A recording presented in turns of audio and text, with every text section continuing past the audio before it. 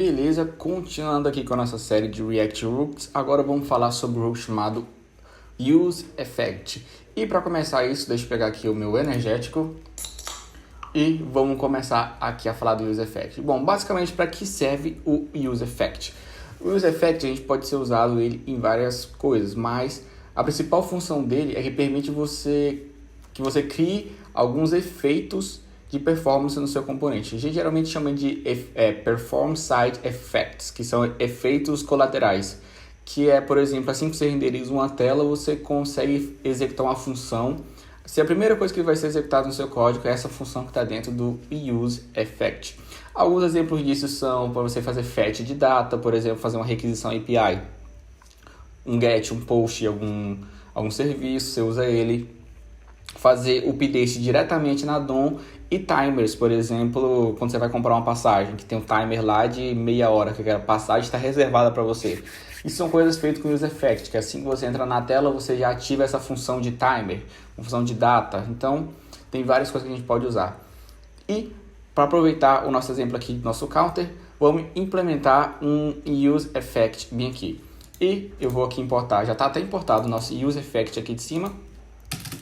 Vou importar aqui Use Effect e a assinatura do Use Effect é a seguinte: você vai colocar aqui dentro dele um efeito de callback, o nosso run function, e vamos colocar aqui console log, vou colocar o count para a gente ver o que vai acontecer agora de primeira. Salvo, abro o meu console aqui e pode ver que ele deu um count 0, mas aqui ele deu duas vezes. Deixa eu reiniciar aqui de novo, deu duas vezes de novo.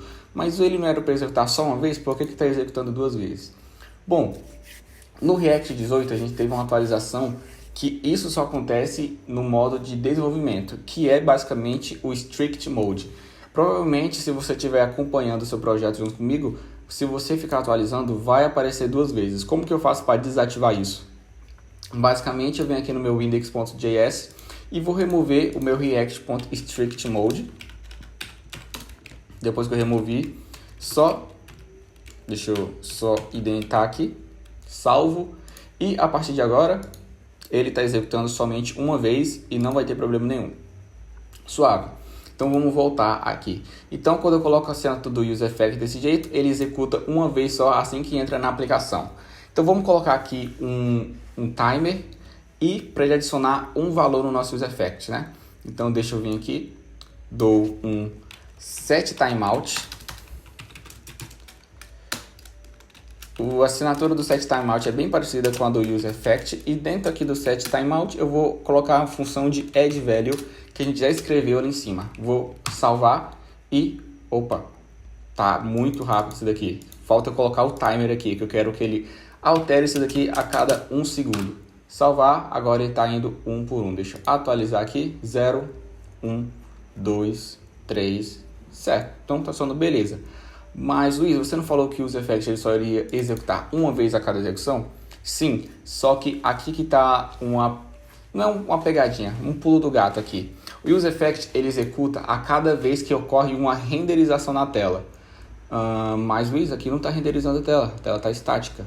Então pessoal, toda vez que a gente altera um valor de estado, sendo a gente usa a variável set, a nossa tela renderiza, mesmo que você não veja, mas o React ele renderiza tudo que você altera. E por isso que o nosso Use Effect está ocorrendo aqui várias vezes. Quer ver? Vou colocar aqui um console log, script renderizei, cadê? Renderizei novamente. Salvo, venho aqui, renderizei novamente, renderizei novamente, renderizei novamente, renderizei novamente. Então, quando a gente está usando a nossa set, ele renderiza. Então já fica até uma própria dica para vocês. Toda vez que o set for acionado, ele vai renderizar aqui novamente. E Luiz, como que eu faço para ele parar de renderizar novamente? Que eu quero que execute só uma vez, eu não quero que ele renderize várias e várias vezes. Para a gente fazer isso só uma vez, a gente vem aqui no nosso Use Effect, vírgula, e coloca um array vazio. Na hora que eu salvar aqui, já vou rodar aqui, ó, salvou, ele vai para 1, parou. É isso, ele utilizou isso daqui somente uma vez. Se eu vim aqui no nosso console log, renderizei novamente, uma vez só.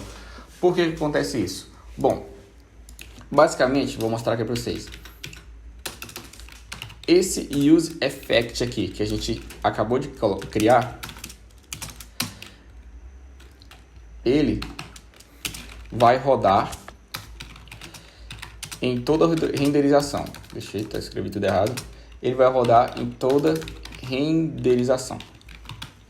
Esse use effect aqui, ó, que a gente colocou ali em cima, que a gente adicionou uma vírgula mais esse array vazio, ele vai rodar uma vez somente.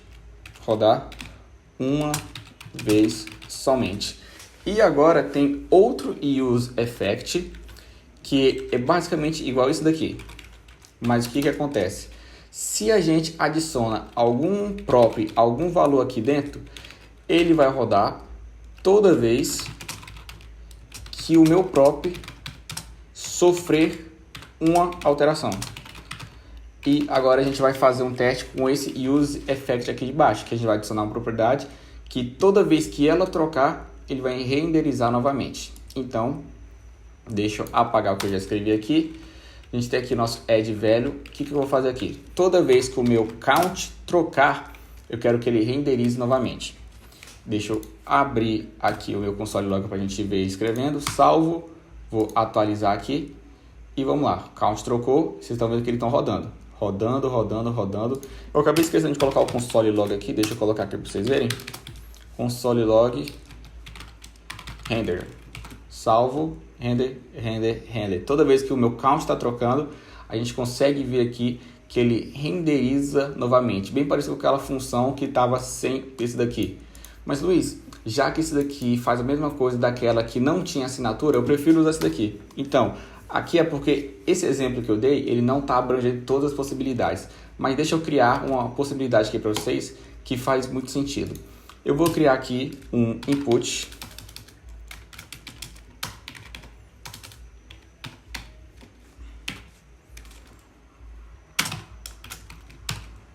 Criei um input aqui, ele está branco. Não, vou criar um botão que fica muito mais fácil. Button. Nesse meu button eu vou colocar um onClick aqui, que é um change status. Vou criar aqui um estado para esse change status.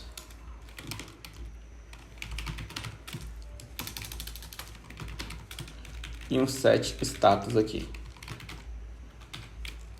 Arrumo isso daqui. Ele vai começar como false. Bem aqui no meu use effect eu vou passar o meu status e nesse meu change status eu vou até abreviar aqui e vou fazer uma função que é que eu vou setar o meu status para true. Beleza, salvo aqui, ele vai parar de rodar, não rodou. Status, ou solid log, tira isso daqui. Só quando eu trocar aqui, bora ver. Beleza, parou de rodar aqui. Meu botão não tem nada, eu vou colocar aqui trocar.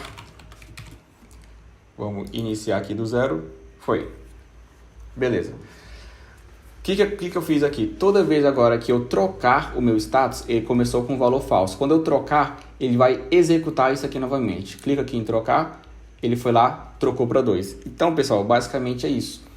Porque agora o meu botão ele não tem nada a ver com o meu counter. O meu counter está trocando, mas ele só vai atualizar quando eu tocar. Então, basicamente é isso. Toda vez que o meu status trocar, ele vai e executa o use effect novamente. Então, pessoal, se você gostou do vídeo, essa aqui foi a nossa explicação do use effect. Deixe o seu like aí que a gente vai estar trazendo mais vídeos. Então é isso, pessoal. Espero vocês logo em breve. Isso, valeu!